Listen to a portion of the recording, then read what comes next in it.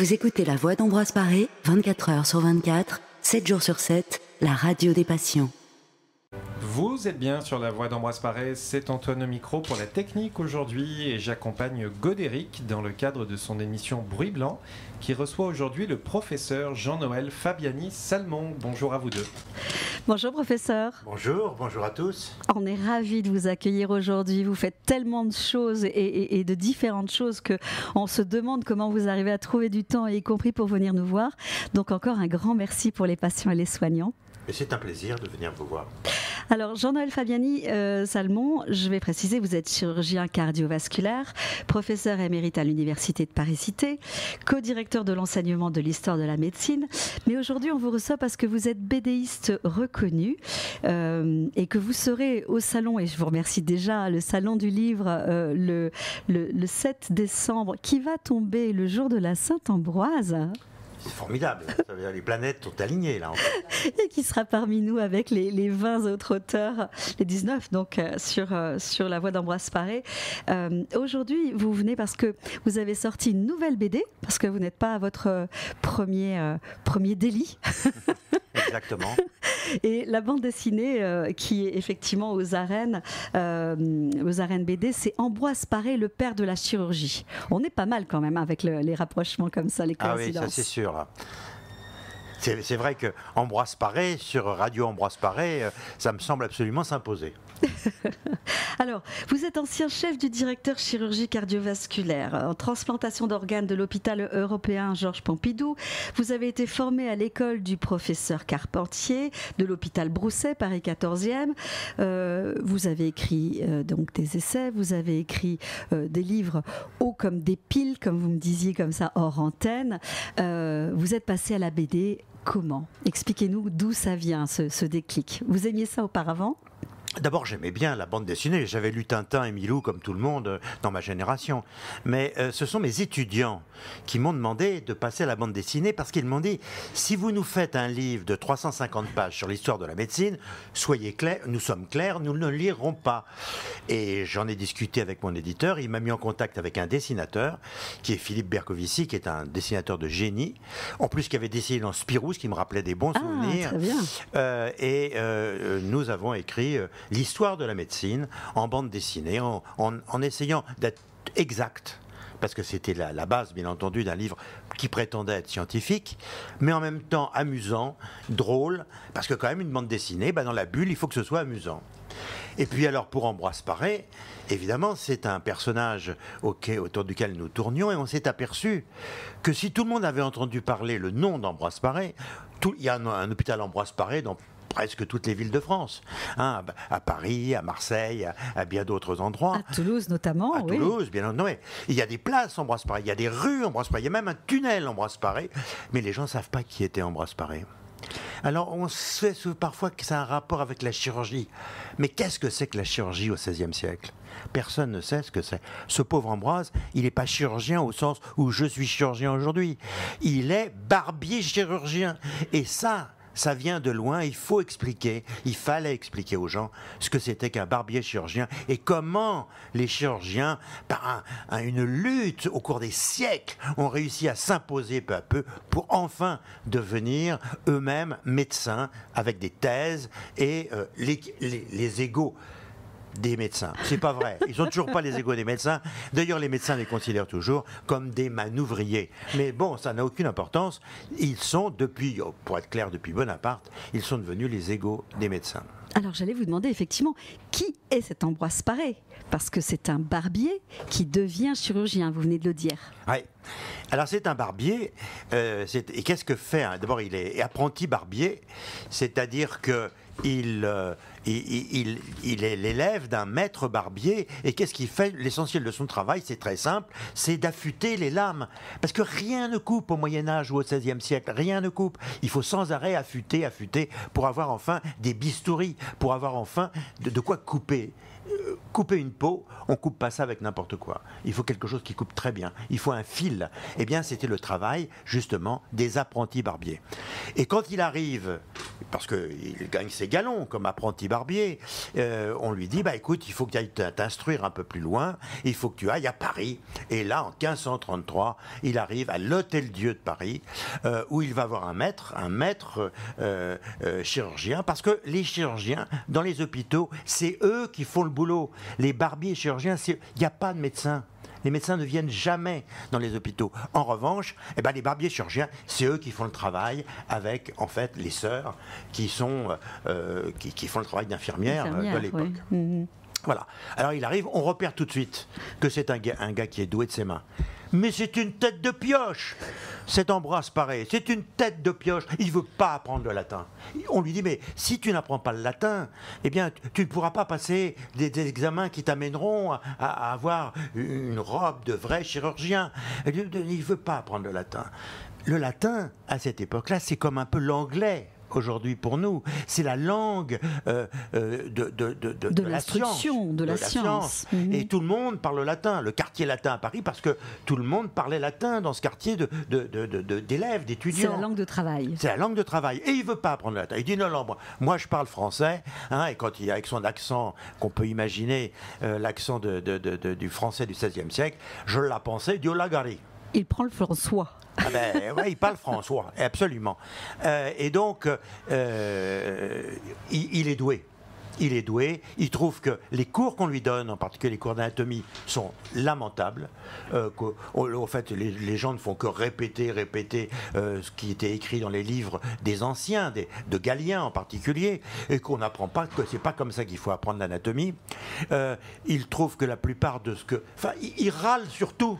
C'est un vrai français, exactement. En fait, hein. C'est pour ça que finalement il est tellement français. Il râle surtout. Il n'accepte aucune autorité. Il remet tout en question, sauf Dieu, bien entendu. Et encore, il discute beaucoup. On pense qu'il était plus protestant que catholique, bien qu'il se soit marié à l'Église. Mais il refuse le latin, mais la Bible, c'est la seule chose qu'il respecte. Il respecte la Bible, absolument, c'est indiscutable. Mais enfin bon. Ce qui va le sauver quelque part, pas lui permettre de trouver sa dimension, c'est le fait qu'il va, comme beaucoup de barbiers chirurgiens de son temps, il va devenir chirurgien militaire. C'est-à-dire qu'il va se faire embaucher au service d'un noble qui a lui-même un régiment, ou l'équivalent de le régiment n'existe pas encore, mais l'équivalent d'un régiment, tout le monde me comprend, et il va en quelque sorte suivre les troupes du roi de France, d'abord celle de François Ier, puis celle de Henri II. Il va les suivre pour faire des campagnes. Alors il va aller en Italie, il va aller à Perpignan, il va aller à beaucoup d'endroits où on a besoin d'un chirurgien. Il se fait la main en fait. Alors il se fait la main. Je dirais qu'il se l'était surtout fait à l'Hôtel-Dieu. D'accord. Il avait quand même appris les grandes bases à l'Hôtel-Dieu. Mais enfin, immédiatement, il est reconnu par tous les soldats comme quelqu'un de formidable, d'abord parce qu'il s'occupe très bien d'eux, d'abord parce qu'il est très humain, qu'il cherche toujours à faire des soins, et d'ailleurs ça va être son œuvre, des soins les plus doux possibles, compte tenu des circonstances, et donc il est adoré. Et comme il est adoré, eh bien c'est formidable pour le noble qui l'emploie. Le comte de Nohant. Par exemple. Qu'il suit. Il suit le comte de Nohant. Et oui, mais c'est formidable parce que les soldats ont d'autant plus de cœur à l'ouvrage, en quelque sorte, parce qu'ils savent que si jamais ils sont blessés, il y a quelqu'un qui va s'occuper d'eux. Et ça change tout dans l'esprit de combattant. Plus d'engagement. Un engagement, je dirais presque total, hein, parce que il supporte en quelque sorte la présence d'Ambroise Paré comme étant fondamentale dans leur métier de militaire. Très bien. On va faire une petite parenthèse musicale avec Calogero, celui d'en bas. Vous écoutez La Voix d'Ambroise Paré. Celui d'en bas avec Calogero, on va en parler, on a un petit rapport avec ça, mais vous êtes bien sur La Voix d'Ambroise Paré, la radio des patients et des soignants, Godéric au micro, et j'accueille Jean-Noël Fabiani-Salmon qui a la gentillesse de venir nous voir pour nous parler de sa BD Ambroise Paré, le père de la chirurgie, donc aux éditions Les Arènes BD. Celui d'en bas, parce que Ambroise Paré, en fait, va se retrouver sur voilà, comme ça vous voyez mieux la BD. Merci Antoine. Ah oui, c'est mieux. Celui d'en bas, parce que en fait, pendant la campagne, le siège d'Amvilliers, d'Amvilliers en 1552. Absolument. Le grand Ambroise Paré, le fameux barbier chirurgien donc de la Renaissance, la légende, parce que je vais appeler ça la légende pour l'instant, la légende dit qu'en fait il aurait fait cette première ligature donc pour éviter l'amputation, mais donc il y avait les tentes qui auraient été mises trop près, celui d'en bas, trop près du siège. C'est le problème de tous les chefs de guerre, quand ils ont trop confiance en eux. Ils avaient installé les tentes à portée de canon de la forteresse. Alors bien entendu, les autres ils tiraient avec des coulevrines du haut des remparts. Il y a un boulet qui est rentré dans la tente en plus de Rohan, et qui a coupé le membre, qui a fait exploser en quelque sorte le membre d'un des gentilshommes qui était là. Impossible de faire autre chose qu'une amputation. On appelle Ambroise. Ambroise arrive, et là, Ambroise fait quelque chose qui devait vraisemblablement maturer dans sa tête depuis un certain temps. Il va faire pour la première fois une opération sans employer les fers ardents. Et ça va être une nouveauté. Alors, comment on faisait une amputation avant, finalement, Ambroise Paré? Il faut bien voir que c'est quand même quelque chose d'assez tonique. C'est violent, hein. On coupe bien sûr la peau et les muscles, on les rétracte à l'air d'un linge, et puis on scie, bien entendu. Tout ça sans anesthésie, bien sûr. Tout ça sans anesthésie, bien sûr, parce que ça n'existe pas encore, l'anesthésie. On a mis en place un garrot, évidemment, pour faire cette partie-là. Et puis à un moment, il faut enlever le garrot. Seulement, ce sont des hommes jeunes, avec des artères saines. Si jamais on enlève le garrot, c'est l'hémorragie. Se met à saigner. Bien sûr. L'hémorragie épouvantable. Alors qu'est-ce que l'on fait? On a les tisonniers qui chauffent. Les charbons, hein. Et on crame tout le moignon, de façon à entraîner l'hémostase, pour empêcher que ça saigne. Alors vous imaginez d'abord la souffrance épouvantable que ça devait entraîner, et puis surtout un risque qui n'est pas négligeable, c'est que cet escar qui est créé, ce caillot qui est créé en quelque sorte, risquait secondairement de tomber, alors 3, 4, 5 jours après, et là provoquer une nouvelle hémorragie qui pour le coup était absolument dramatique. Donc Ambroise Paré a dit, voilà, moi ce que je vais faire, je vais mettre des petites pinces, les pinces à bec de corbin. Les pinces à bec de corbin, je vais les mettre sur et je vais mettre une ligature, c'est-à-dire que je vais lier tout ce qui saigne. Donc il n'y aura pas besoin d'utiliser les fers ardents, c'est-à-dire d'utiliser en fait les tisonniers. Les tisonniers avec le charbon, oui. Mais alors, ils n'ont pas de fil. Ils n'ont pas de fil. Alors qu'est-ce que fait? Alors j'ai trouvé ça génial. Ambroise Paré, qu'est-ce qu'il fait? Il prend la queue du cheval de l'ambulance, il enlève le crin et il fait les nœuds avec le crin du cheval. C'est d'ailleurs pour ça qu'on appelle encore aujourd'hui beaucoup de fils chirurgicaux des crins. Donc il fait donc ces nœuds, et bien entendu les suites d'une telle opération sont quand même plus légères, même si c'est quand même pas facile, c'est quand même plus légère que celles qui avaient été faites auparavant. Et plus de risque de, enfin si je peux appeler ça, risque de survie. moins.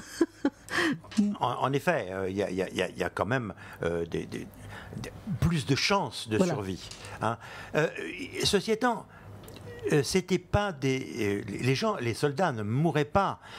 Ça faisait des éclopés, ça c'est sûr et certain. Mais d'ailleurs, Ambroise Paré, comprenant ça, va mettre au point des tas de prothèses pour essayer de faire marcher tous les éclopés qu'il avait créés. Hein, parce que ça a été un de ses travaux d'ingénieur. Il va créer des prothèses de mains, des prothèses de jambes, des tas de prothèses. Hein. Mais il mourait pas. Enfin, il mourait, bien sûr, un certain nombre mouraient. Mais il mourait pas tant que ça. Et d'ailleurs, j'ai été étonné. Pour reprendre les statistiques des amputations sur les champs de bataille, on fait un petit saut dans le temps là.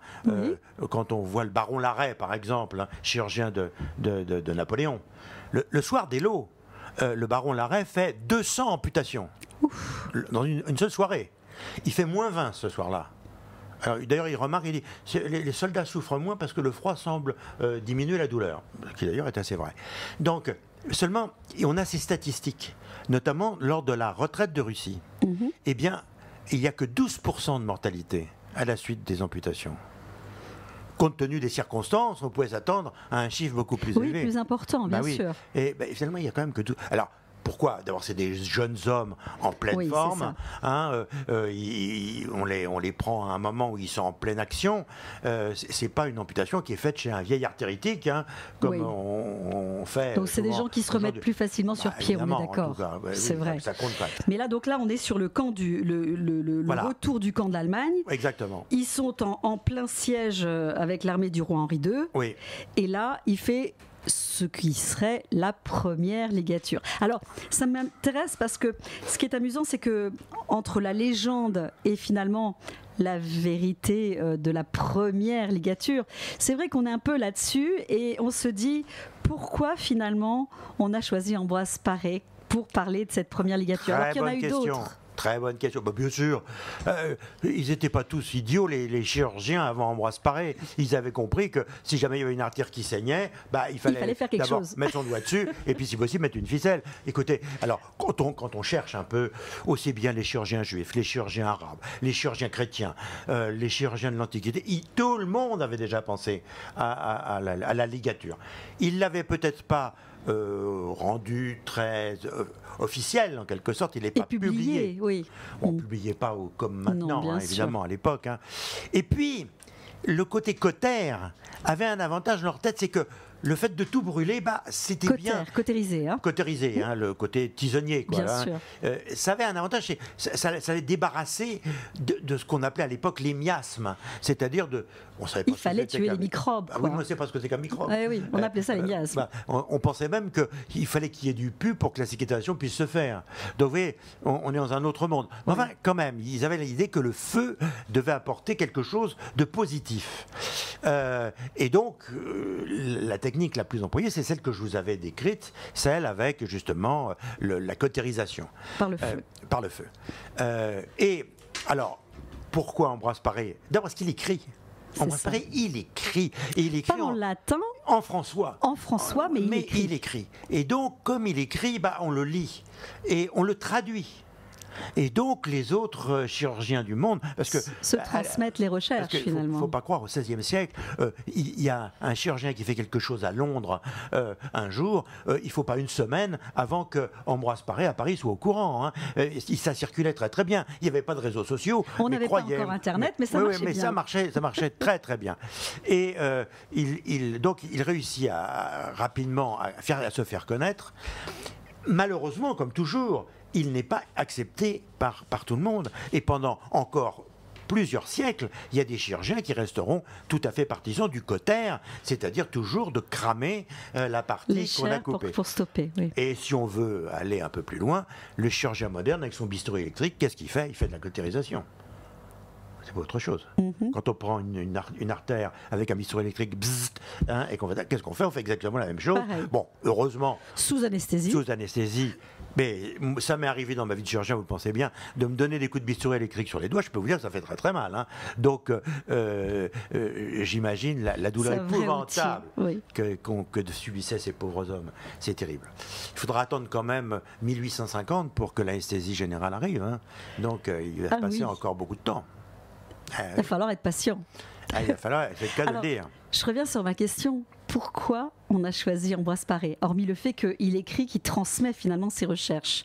C'est peut-être parce qu'il a son côté un petit peu très français. Voilà, parce que il représente intuitivement dans l'esprit des Français un bon miroir de ce qu'ils sont eux-mêmes, c'est-à-dire un personnage, comme je l'ai expliqué tout à l'heure, qui est un râleur, qui n'accepte aucune autorité, frondeur, que je disais râleur, mais c'est vrai, il y a cette fameuse phrase qui est formidable, quand Charles IX lui dit écoute Ambroise, il faut que tu m'opères demain, il faut absolument que tu m'opères demain.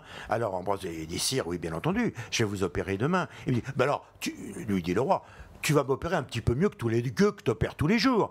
Alors Ambroise, je suis le roi quand même. Je suis ton roi. Alors et Ambroise dit sire, ça c'est impossible.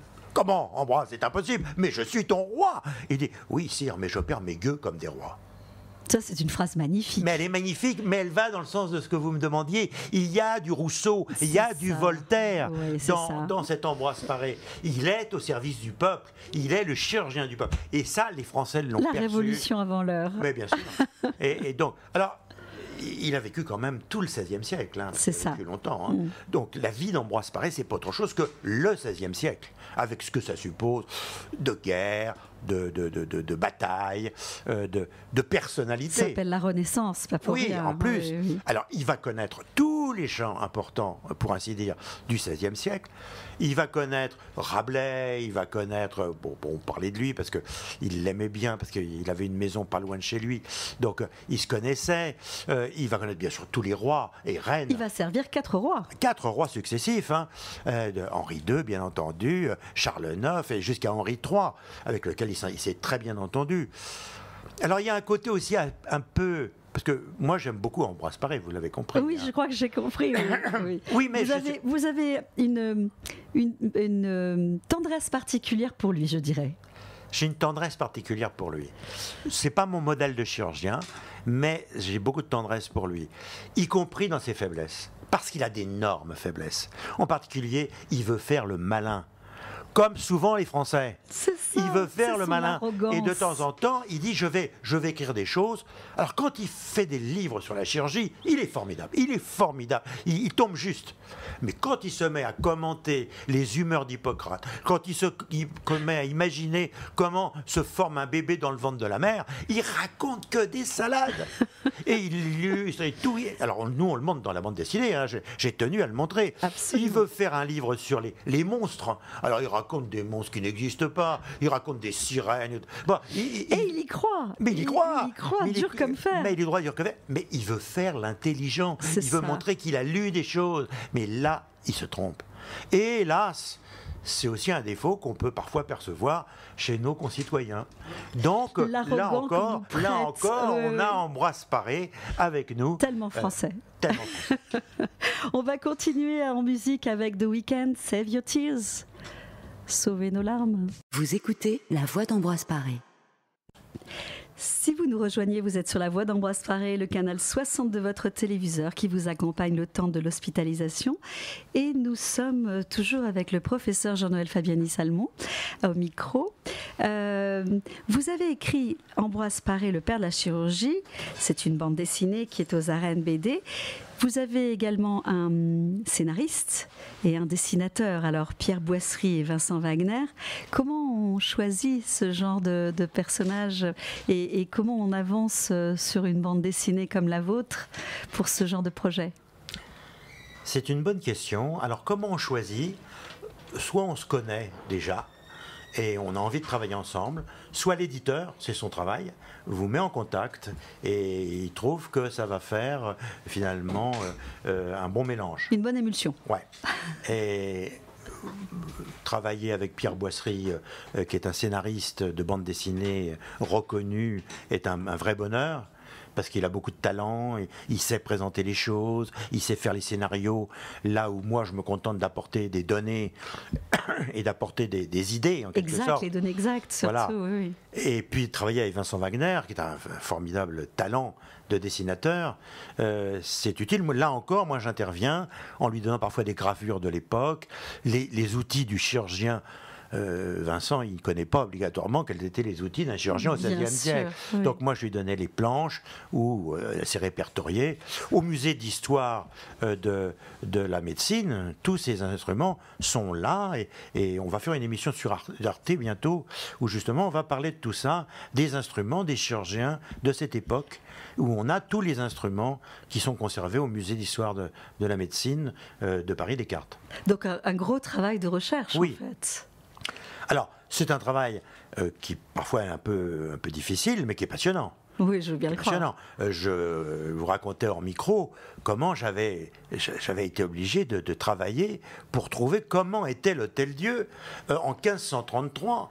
Je voulais montrer Ambroise Paré qui franchissait le seuil de l'Hôtel-Dieu de Paris. Oui, mais l'Hôtel-Dieu de Paris, il n'était pas à l'endroit où il est aujourd'hui. Il était sur l'autre rive. Il était à la place du square Charlemagne. Et puis comment était son entrée certainement avec des voûtes c'est ogival, vraisemblablement, mais je ne les connaissais pas. Pas de traces. Pas de trace. Il fallait la trouver, la trace. Et alors, à l'époque, eh bien, les représentations de Notre-Dame de Paris n'étaient pas aussi faciles que maintenant, parce que les maisons allaient jusque sur le parvis, Oui, jusque sur l'entrée. Jusque le parvis de Notre-Dame. Oui. Il y avait des petites rues, il y a des tas de marchands de tout ce que vous pouvez imaginer, jusque devant la cathédrale. Si bien qu'en cherchant quand même des gravures, eh bien, des gravures de la cathédrale, j'ai fini par trouver un pan, en quelque sorte, qui s'engageait dans une petite rue sur le côté droit de la cathédrale, eh bien, qui représentait l'entrée pour rejoindre l'Hôtel-Dieu. L'Hôtel-Dieu. Et donc, l'Hôtel-Dieu qu'a représenté Vincent Wagner est l'Hôtel-Dieu exact de 1533. Oui, parce que dans ce livre, en fait, je vais le montrer quand même à l'image pour ceux qui ont la chance d'être encore devant les télés, on a des planches, je te passe... Antoine, il y a des planches qui sont faites, c'est très très documenté en fait. Oui. Descends un petit peu, voilà. On a une petite mise au point, on a des planches quand même extraordinaires. Il y a vraiment un gros travail de documentation et de recherche. On voit qu'ils ont travaillé en fait le sujet avec vous. Ah, c'est-à-dire que là, en l'occurrence, celui avec qui je travaille, c'est le grand Vézal lui-même, puisque c'est Vézal qui a fait ces planches. Enfin, il n'a pas fait, lui, il n'a pas dessiné, il les a fait dessiner par un élève du Titien. Nous sommes à Venise. Le premier grand livre d'anatomie qui est fait dans l'histoire, il est pas fait par Léonard de Vinci, malheureusement. C'est pas qu'il n'avait pas le talent, mais il ne savait pas comment on fait un livre d'anatomie. Le grand Léonard, c'est par Vézal. Vézal, eh bien, se met à fait dessiner ses planches anatomiques et il transforme ses dessins en une science en faisant un travail très simple qui est de nommer. Il nomme tout. Il nomme les choses. Il nomme les choses. Et en nommant, il abstrait. Et en faisant l'abstraction, il fait une science. Et donc, c'est la première fois dans l'histoire de l'homme qu'on décrit correctement l'anatomie humaine. Bien entendu, Ambroise Paré, qui est tout sauf un sot, veut absolument rencontrer Vézal. Il va le rencontrer, d'abord parce qu'il va aller le visiter pendant les guerres en Italie, et puis aussi il va le retrouver au moment où Henri II va prendre sa lance dans l'œil, qui va le tuer finalement, la lance de Montgomery qui lui pénètre dans l'œil, et on appelle tous les chirurgiens d'Europe en consultation. Alors Ambroise Paré est là parce qu'il est un des chirurgiens du roi, mais on fait venir le chirurgien de l'empereur. L'empereur, c'est Charles Quint, bien entendu. Et Vézal est donc convié à donner son avis sur la question. Et Ambroise Paré le rencontre et lui dit: est-ce que tu serais d'accord pour que je prenne tes planches d'anatomie et que je les publie dans mes livres? Et Vézal, grand seigneur, lui dit: mais oui, bien sûr, Ambroise, tu peux prendre mes planches et tu peux t'en inspirer ou les publier. Et il les a nommées, en fait, à chaque fois, ces planches. Absolument, absolument. Et alors, ce qui est formidable quand on regarde des planches, je les ai représentées dans la bande dessinée, les planches de Vézal, c'est qu'à l'époque, quand on représente les muscles d'un squelette, ou un squelette, on représente le squelette, mais dans une position qui est une position comme s'il était vivant. Le squelette, ben, il se tient la tête comme ça, vous voyez, il soutient le menton. Celui qui est l'écorché, eh bien, il s'est écorché lui-même et il tient sa peau dans sa main et son couteau de l'autre. Quelle horreur! Oui, c'est comme ça qu'il le représente. C'est comme ça qu'il le représente. Et donc, Vézal va présenter Ambroise Paré au Titien. Le Titien lui-même, hein, bon, qui va finalement faire le frontispice du grand ouvrage en 9 volumes hein, de Vézal, l'anatomie qui s'appelle la Fabrica, hein, l'anatomie humaine ou Fabrica. Eh bien, il va lui permettre d'avoir des dessins d'exception et surtout très bien renseignés. Très détaillés, oui. Et là, c'est là où Ambroise Paré est vraiment un chirurgien. Il comprend l'importance de l'anatomie pour un chirurgien. On ne peut pas faire de chirurgie si on ne connaît pas l'anatomie. Et lui, il le perçoit tout de suite. Parce que avant Ambroise Paré, l'anatomie, c'était un peu folklore. Hein. On représentait les formes, les muscles, on ne savait pas très bien où ils s'attachaient, les os, on n'avait pas bien fait le compte. Et puis, surtout, on le représentait avec des signes, vous savez, les signes du zodiaque. Hein, ça ne voulait rien dire, mais enfin bon, c'était joli comme représentation. Alors, il y avait des signes du zodiaque tout autour. C'est décoratif, finalement. C'était décoratif tout autour du squelette. Mais ça n'apprenait rien à personne. Non, l'anatomie commence en fait en Italie, comme toujours. À l'époque, aujourd'hui, ça serait aux États-Unis sans doute, mais à l'époque, c'était en Italie.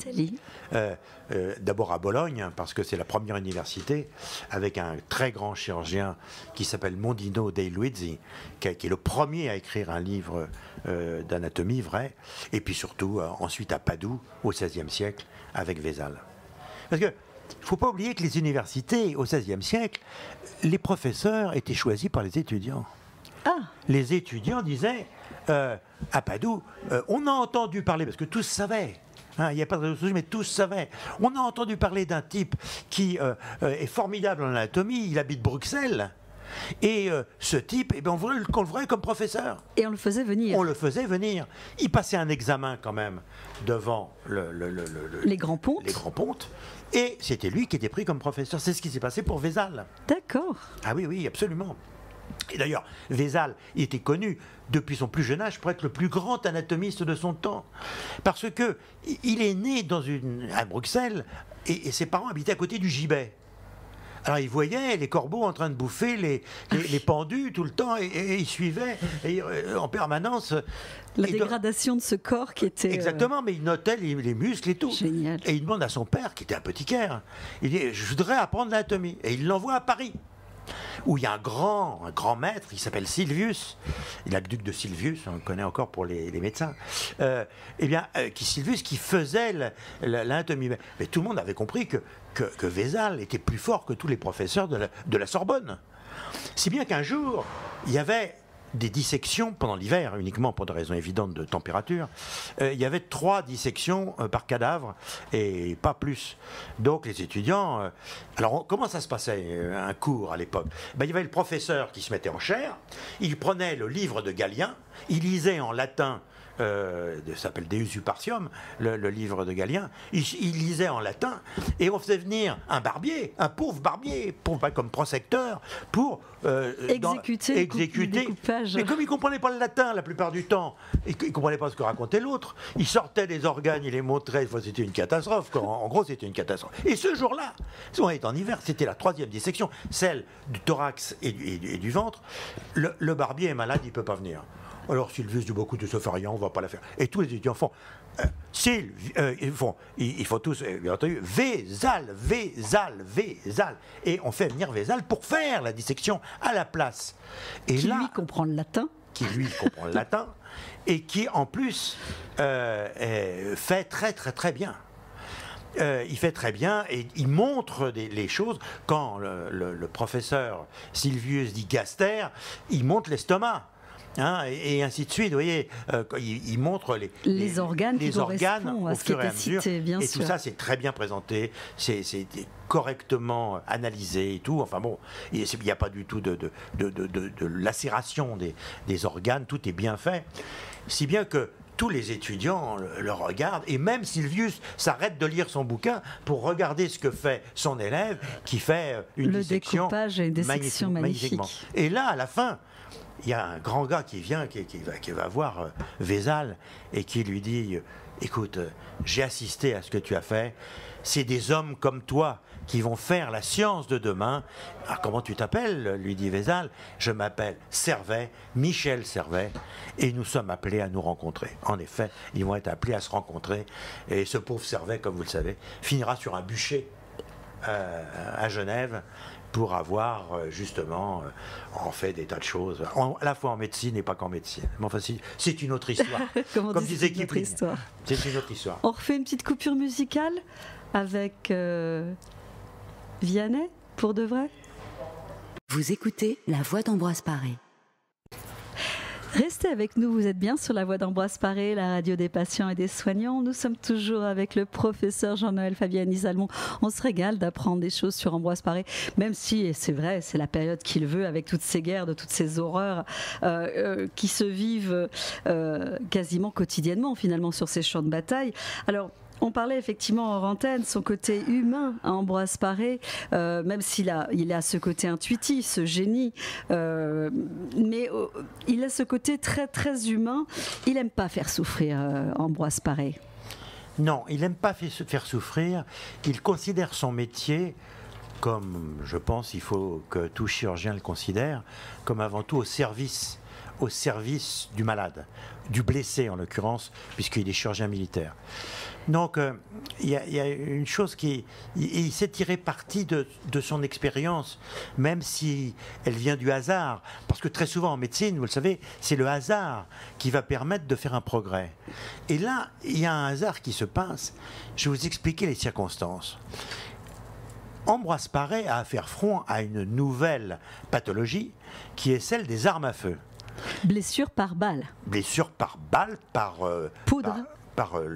Absolument, par arquebuse. D'ailleurs, il a écrit un traité sur les plaies par arquebuse. Donc, boulet et tout ça. On pense que la poudre à canon est un poison. Et ça traîne dans tous les livres de l'époque, écrits en latin. Donc, Ambroise Paré ne les avait pas forcément lus. Quoique, si j'exagère... On lui en aura peut-être parlé. Il y aura quelqu'un qui l'aura traduit. J'exagère en disant cela. Et donc, finalement, Ambroise fait comme les autres. Le traitement, eh bien, il pensait que pour supprimer ce poison, il fallait mettre de l'huile bouillante. Oh, quelle horreur! Alors oui, vous avez une plaie, c'est pas agréable. En plus, on vous met de l'huile bouillante dessus avant de faire le pansement. Je rappelle toujours sans anesthésie. Hein. Ah bah évidemment. Je rappelle, la découverte de l'anesthésie, c'est 1848. Hein. Donc on n'y est pas. Donc les soldats souffraient énormément, évidemment. Et un jour, il y a eu tellement de blessés que l'aide d'Ambroise Paré arrive et il lui dit Maître, c'est terrible, mais on n'a plus d'huile. On a utilisé toute l'huile qu'on pouvait pour faire tous les pansements. Et on a encore beaucoup de soldats qui attendent. Alors Ambroise Paré dit ah oui, ça c'est très embêtant, j'ai plus d'huile, donc comment je vais faire? Il fait des pansements cette fois-ci en utilisant d'autres choses, c'est-à-dire il utilise de l'essence de térébenthine, il utilise en particulier du jaune d'œuf, du blanc d'œuf. Il teste tout en fait, tout ce qui peut être mis dessus, c'était intuitif encore. Oui, c'est intuitif, mais quand même les pansements en utilisant les œufs, c'était très, très connu à l'époque. Donc, il fait ses pansements sans huile bouillante. Et il dit, oh là là, j'espère que demain, quand je vais revenir... J'aurai de l'huile. J'aurai de l'huile, bien sûr, mais surtout, ceux que j'ai traités sans huile seront encore vivants. Il pensait qu'ils allaient mourir empoisonnés. Et oui, à cause de la poudre. À cause de la poudre, bien sûr. Il avait touché par arme à feu. Il avait laissé la poudre. Donc, il dit, ils vont tous être empoisonnés. Donc, il revient, et le lendemain, son aide l'attend et dit maître, c'est incroyable, tous ceux à qui on a mis de l'huile bouillante, regardez, ils se tordent de douleur sur leur lit, et tous ceux à qui vous avez fait votre pansement sans utiliser d'huile bouillante, regardez, ils sont tout roses, ils sont frais comme des gardons. Voilà, ils sont frais comme des gardons, c'est formidable. Et là Ambroise Paré dit là j'ai compris, c'est une bêtise d'utiliser de l'huile bouillante pour faire un pansement. En plus, ces hommes ont beaucoup mieux supporté ce que je leur ai fait. Je ne ferai plus jamais de pansement avec de l'huile bouillante. Voilà. Donc, il tire parti de ses expériences, un peu par hasard, là, en l'occurrence. Intuitif quand même, très intuitif. Mais, oui, bien sûr. Mais les chirurgiens sont très intuitifs, vous savez, la plupart du temps. C'est pas possible autrement. Alors, vous me disiez aussi qu'il avait quand même pris la grosse tête. Oui. Alors, quand vous dites ça, qu'est-ce que vous voulez dire exactement? Eh bien, il ne parle pas latin. Alors il en fait quand même quelque part, même s'il ne le dit pas, il en fait un petit complexe quand même. Parce que ceux qui parlent latin, ce sont les savants. Et lui, comme il ne parle pas latin, il peut parler pas. Mais il veut montrer qu'il a lu quand même. Et qu'il a lu, parce qu'il savait lire le latin. Il ne le parlait pas, il ne l'écrivait pas, mais il savait le lire. Alors il a lu les anciens, il a lu Galien, il a lu Hippocrate, il a des commentaires sur les humeurs, les fameuses humeurs d'Hippocrate. Donc il a des idées là-dessus. Alors il se met à écrire des livres où il va tenter d'expliquer en français toutes les théories des anciens, de l'Antiquité. Et il en rajoute un peu, pour tout dire. Il en rajoute, et là il raconte beaucoup de sottises. Enfin, des sottises. Les anciens racontaient pas mal de sottises. Hein. Vous savez, d'où vient le mot hystérie. Hein.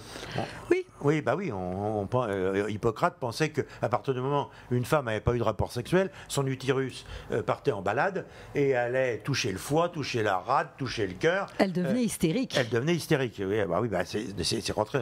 Mais tous les mots d'Hippocrate, ils sont rentrés dans les fameuses humeurs. Hein. Les fameuses humeurs. Les fameuses humeurs. Il y avait la bile. La bile, on dit encore, mais il se fait de la bile celui-là. Hein. La lymphe, il est lymphatique. Ah oui. Le sang, il est sanguin, colérique. C'est un sanguin. Oui. Et pour la quatrième humeur qui n'existe pas évidemment, qui est la bile noire, en grec ça fait mélano-collé, c'est-à-dire mélancolique, et ça crée le mot atrabiliaire mélancolique. Mélancolique. Donc oui, tous ces mots qu'Hippocrate a lancé comme ça pour lui aussi faire le malin et tenter d'expliquer ce qui était inexplicable dans son temps, eh bien, ils sont restés dans notre langage de tous les jours. Du quotidien, oui, c'est vrai. Qui n'a pas dit, quand même, je me fais un peu de bile pour mon prochain résultat d'examen. C'est vraiment un mot qui... il fait la même chose, notre héros fait la même chose, c'est-à-dire il veut faire un peu le malin et il explique en quelque chose qui n'est pas explicable, et ce qu'il ne peut pas expliquer. Il ferait mieux de se taire, bien entendu, mais comme il a la grosse tête, comme on disait tout à l'heure, il se permet de dire... le livre des monstres. Le livre des monstres, où il fait le bilan de tous les monstres dont il a entendu parler, avec des tritons, avec des sirènes qui ont deux queues, enfin, des trucs invraisemblables. Il invente des... Bon, c'est amusant à lire, hein, ceci dit maintenant, mais c'est vraiment ni queue ni tête, c'est le cas de le dire. Mais du coup, ça lui faisait encore... une édition, quelque chose d'écrit. Oui. Alors, vous allez me dire, oui, mais est-ce qu'il est devenu vraiment chirurgien reconnu par le collège ? Ah bah oui, quand on est le barbier, certes, barbier chirurgien de 4 rois de France, et que le roi de France dit, bon, alors vous allez quand même le nommer, Ambroise, là. Si bien qu'il est arrivé, il a engueulé le jury, et il a quand même sorti avec chirurgien de robe longue. Il est quand même devenu finalement chirurgien, mais grâce au piston, en quelque sorte, apporté par les rois de France. Le piston du roi de France, c'est quand même pas mal. Hein. Oui. Alors, on est déjà à la fin de l'émission. Je voulais encore vous reparler, et si vous voulez en savoir plus sur Ambroise Paré, le père de la chirurgie, c'est la nouvelle BD du professeur Jean-Noël Fabiani-Salmon qui nous a fait le plaisir d'être avec nous cet après-midi.